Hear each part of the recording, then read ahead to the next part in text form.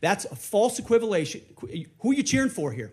Who are you pulling for? Our troops are doing incredible work. They've done incredible things for the entirety of this mission and achieved incredible battlefield successes. And you sit there and go on TV for your clickbait. The Secretary of War just accused a sitting member of Congress of not supporting the troops and asked on the record whose side he was on. This is the House Armed Services Committee, April 29, 2026. To understand how the room got here, we have to go back to what happened right before Hegseth stood up.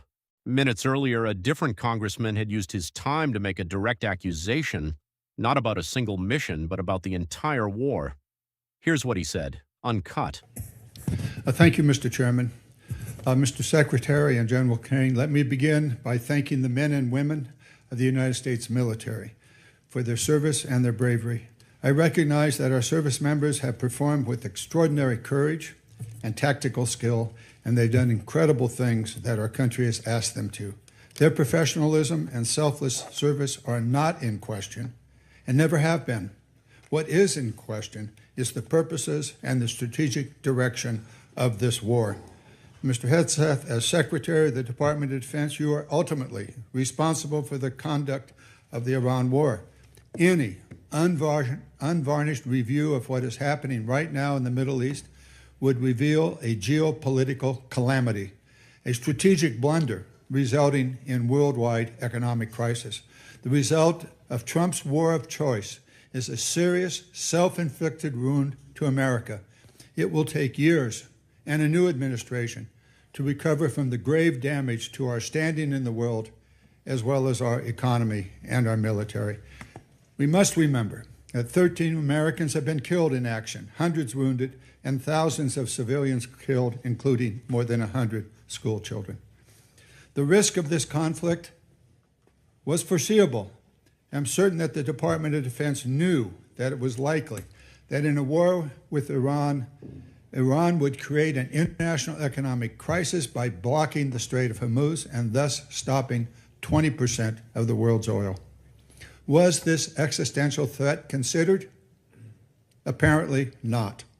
During the 60 days of Trump's Iran war, critical munitions have been expended at an alarming rate, depleting magazine levels below what is thought necessary to hold China at bay.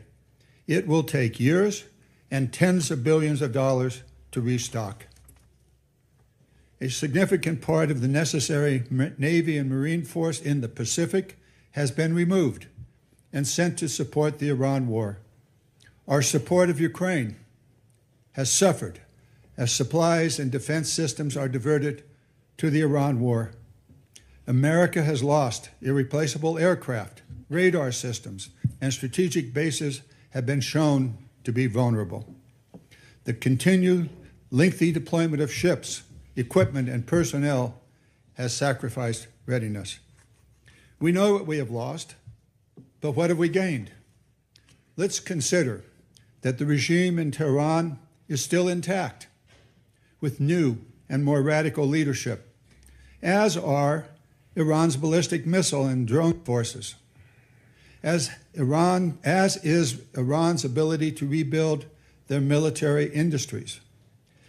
Also, as is Iran's coordination with China, Russia, and North Korea, and Iran's ability to choke off global energy supplies, and their stockpile of highly enriched uranium, which they only built after President Trump shredded President Obama's Iran deal in 2017. Secretary Hegseth, you have been lying to the American public about this war from day one, and so has the President. You have misled the public about why we are at war. You and the President have offered ever-changing reasons for this war. You've misled the public about the progress of the war. Hegseth didn't answer Garamendi during Garamendi's time. The chairman moved straight to the next member, Congressman Rob Whitman. Whitman's own question had nothing to do with Garamendi's accusation. It was about naval readiness. But partway through his answer, Hegseth asked to go back to something else entirely.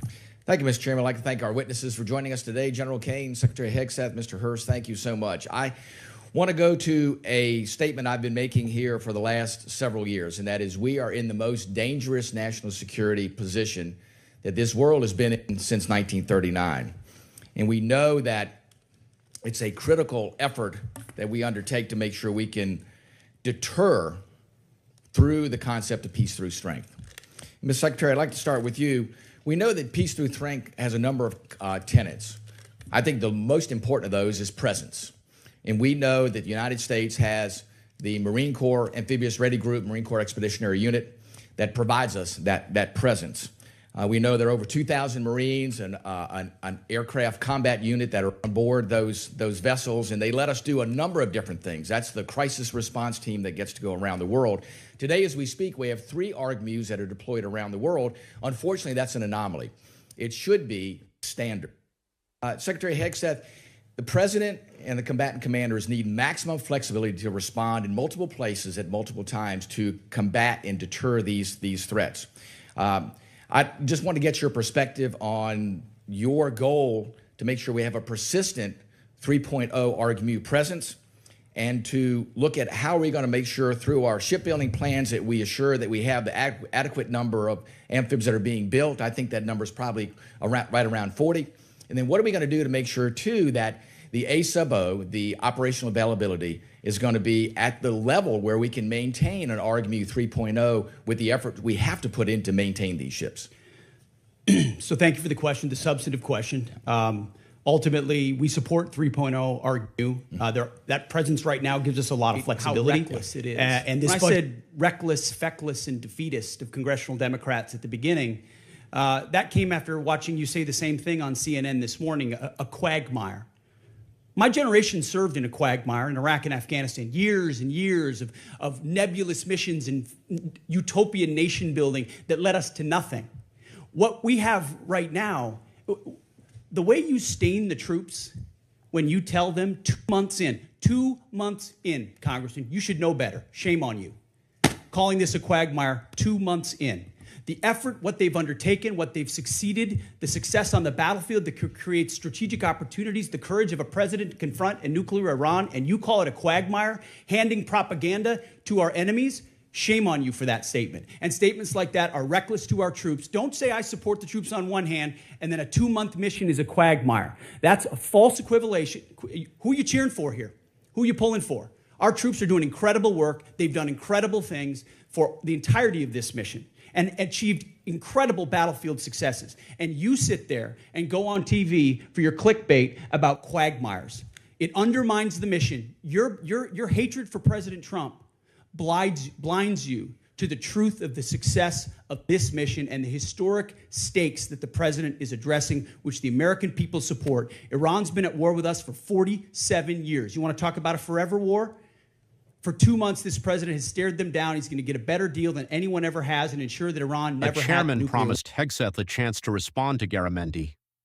Minutes later, Hegseth used that opportunity, not during his own time, but by interjecting into a different member's questioning about naval readiness, and not to address Garamendi's individual factual claims one by one, but to attack his description of the war as a quagmire, a word Garamendi hadn't actually used in the clip you just watched, though reporting indicates he used it elsewhere that morning. None of this is a verdict. Garamendi's claims, the death toll, the Strait of Hormuz, the depleted munitions, the uranium stockpile, are his own, laid out as fact but not independently verified here. Hegseth's response, that the mission has been a battlefield success and that skepticism hands propaganda to the enemy, is also his own, included in full. What's on the record is the sequence itself, an accusation, a promised response, and an answer aimed at a single word, delivered in someone else's time. Subscribe for the next hearing, broken down clip by clip straight from the public record.